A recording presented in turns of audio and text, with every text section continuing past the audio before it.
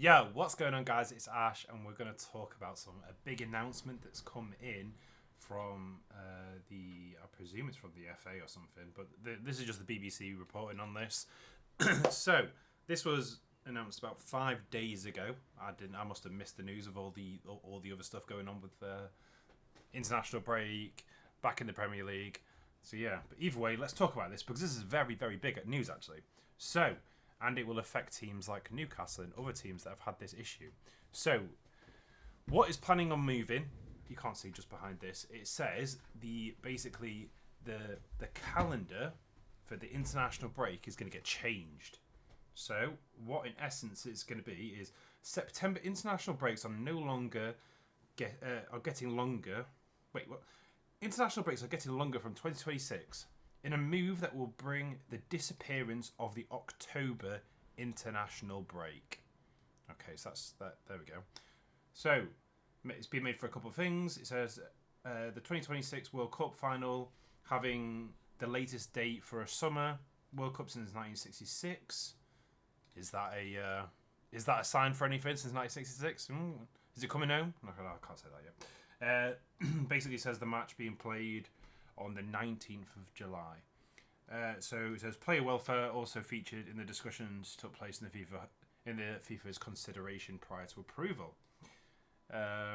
Basically, what's been saying, there are currently 5 international breaks each year, lasting 2 weeks each: March, June, September, October, and November.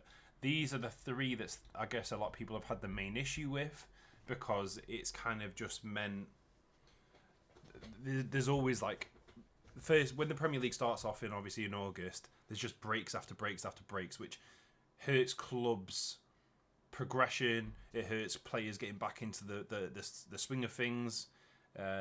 So this is going to be very good, and I'll show the calendar of what's sort of been said in a second.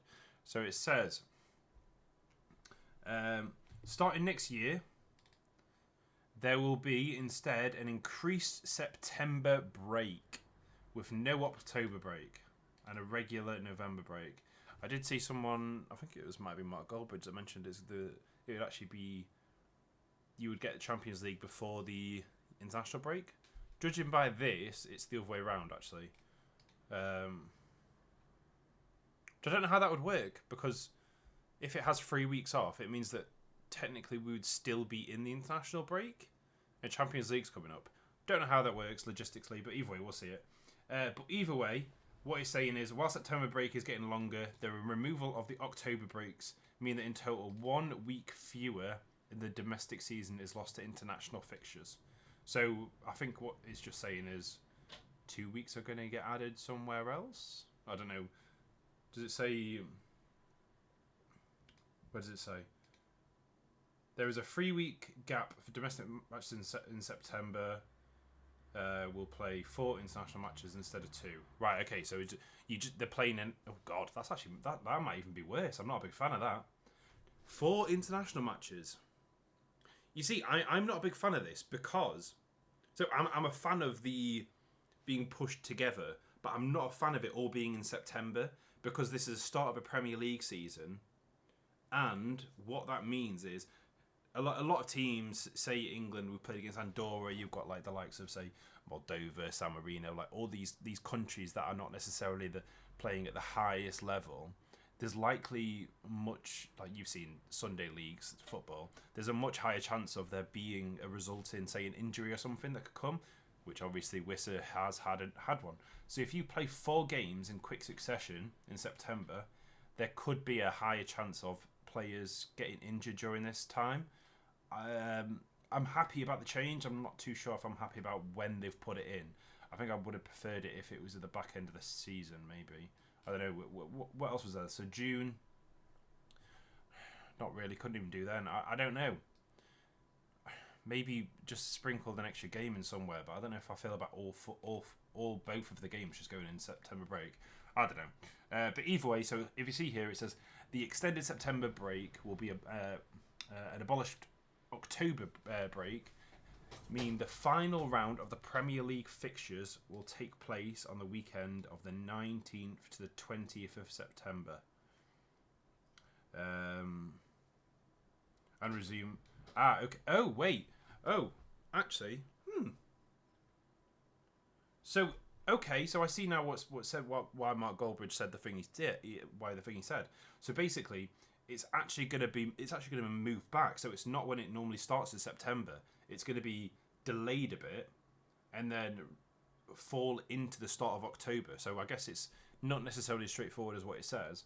Okay, I don't mind this one as much then. So it's just made it a bit longer over that period. I presume that means Champions League will get pushed before. I don't know if it says just before. I presume it means that Champions League football is going to be moved before this break, which would actually be quite good because that means there's going to be Premier League, the first round of Champions League football, then the international break, and then come back to Premier League, and then probably continue with the Champions League. Okay, I'm actually quite happy with that. As long as, like I said, players don't get injured during this, because I think that's my only concern. But it's something that we've all been shouting about a long time. There's too many international breaks towards the start of the season, so happy with that. For European nations, this will be the first 4 group matches of the 2026 National League campaign, and this is basically going to be locked in until 2030. So we're going to see this for the next 5 years or something. Okay, so that's good. Will there be extra international matches? No, the number of matches will be the exact same, but like I said, it'll just be split up differently. Okay, there we go. I'm happy about that. What can I say? So yeah, so it just says here, with 4 games in that extended breaks and then 2 in the November. I'm not opposed to that. I'm quite happy with that. Basically, let's quickly go over this. So, for example, this is the... Ooh! Do you know what I've just thought? Wow, this actually might be really good. Because if this continues, say, the fixture list as it is, I presume the Champions League would have to get moved. Because, say, if it started, for example, here, the international break, and Champions League was on the week before, it'll be quite hard to get people in training camps for the international break, unless if they did I don't know. We'll see how it goes. But either way, there's probably going to be some rejigging around to do with this. But either way, my concern is, say, you've got your typical Premier League fixtures. So you've got them here, and then you've got Champions League midweek. Basically, we've got Champions League starting tomorrow, which the likes of Arsenal and stuff like that, I guess, or on the Wednesday one. I guess you got quite lucky about when yours is, because we've got a game on the 18th and then against Barcelona, and then we are also playing on the Sunday. So I guess it's just a look of the draw. But so tomorrow we've got the likes of what's some good games to watch here? Juventus, but Dortmund, Real Madrid, Olympiacos, Marseille. Olympiacos. I probably saw the start of that. I was thinking it's bloody Olympiacos from Greece. I guess not. But either way, so yeah, Marseille, Real Madrid. That'd be a good game. Spurs, Villarreal. It should be okay. I think Spurs will win that game quite easy. Not a bad game. Yeah, I think Arsenal will win against Atletico. Okay, right. Let's go have a look at Thursday quickly. There's Olympiacos. Olympiacos against Paphos. I think Olympiacos wins that. What else is there? Is there any other good games? Ajax versus Inter. That's a good game. Bayern Munich versus Chelsea. That's going to be a good game as well. That's going to be definitely a one to watch. Yeah, Liverpool versus Atletico Madrid. Good game. And then we have PSG Atlanta. Okay. And then obviously the Thursday we've got the likes of here. We've got City versus Napoli, United versus Barcelona. How crazy is that though? That this is going to be one of the best games to watch. It's going to be so good that at St James's Park.